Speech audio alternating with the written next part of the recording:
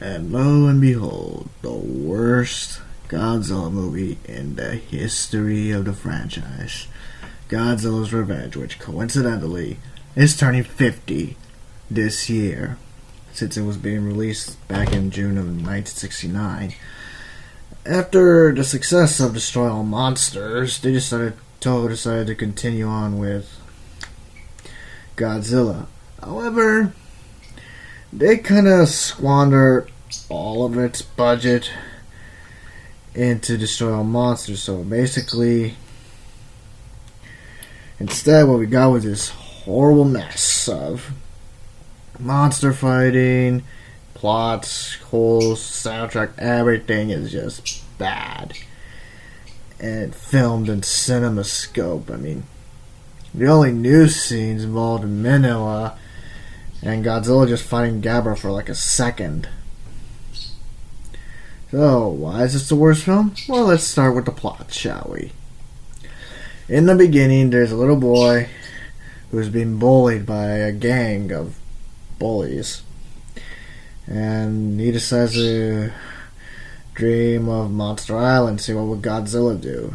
He ends up meeting Manila and the two play. He also is being bullied with his own bully called Gabra, which is nothing but a really odd looking ogre Bowser-like beast, something like that. And well, you see him get bullied on him constantly, and Manila tries to smoke ring him. Nothing fails. Nothing succeeds. In the meantime, Godzilla, who looks as horrible as he was back in Son of Godzilla, is seen ripping off other monsters, mainly from tropical islands like Ibara or Kumonga or Kamacuras or even Gorosaurus. All those. And eventually he settles on Gabra, and basically Manila was able to beat him. Godzilla's proud of him because he tells his son that he has to fight his own battles. And the boy wakes up, he fights his bullies, they go back to wherever they came from, and so what I would say before the phone interrupted. The irony of this is it was written by the minds of the previous Godzilla film. Yep. The ones who made the masterpiece, which was supposed to be the series finale, made this shipwreck of a flick. Ishiro Honda, Tomoyuki Tanaka, Shinkichi Sekizawa. At least Sakura Fukube didn't get his reputation ruined. Why? Well, after this disaster, Ishiro Honda and Shinkichi Sekizawa never appeared in the credits of a Godzilla film again until at least 1975. The same goes with Akira Ifukube. This will be the first time that Eiji Tsuburaya does not appear.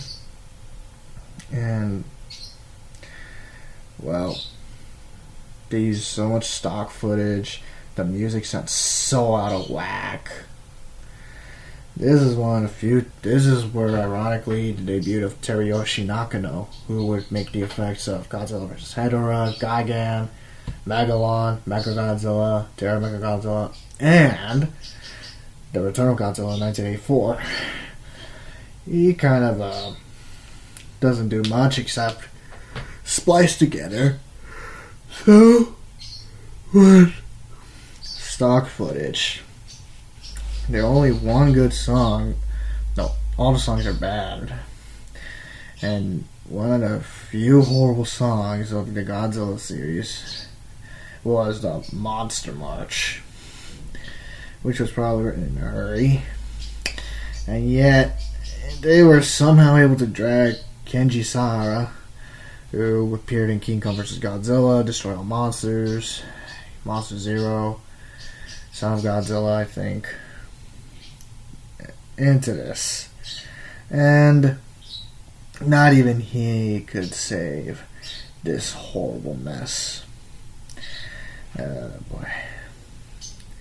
It was so horrible. I couldn't even watch the film in its entirety. And I could tell I'm a bit sleepy after so much trying to erase what I just saw on the screen. Especially a scene where Manila talks. In Japanese it sounds but in English, oh my gosh, he sounds like a really, really deformed version of Barney. Saying Godzilla says I have to face all my own battles.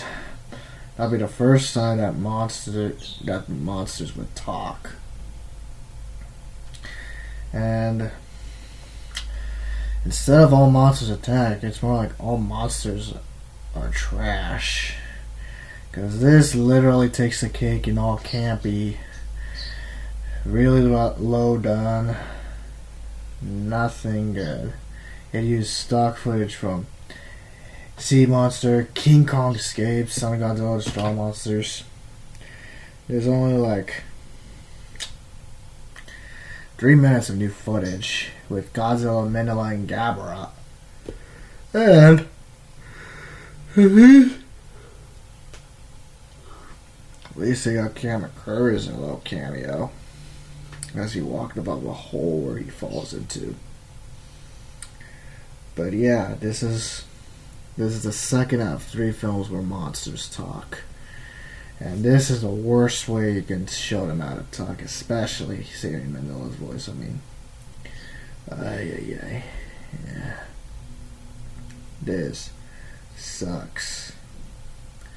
Don't watch it. Just ignore it. Do not do anything. Even though it lasts only 70 minutes, which is practically the shortest Godzilla film in history. It is 7 minutes of torture and pain and something that a G-fan would never want to experience.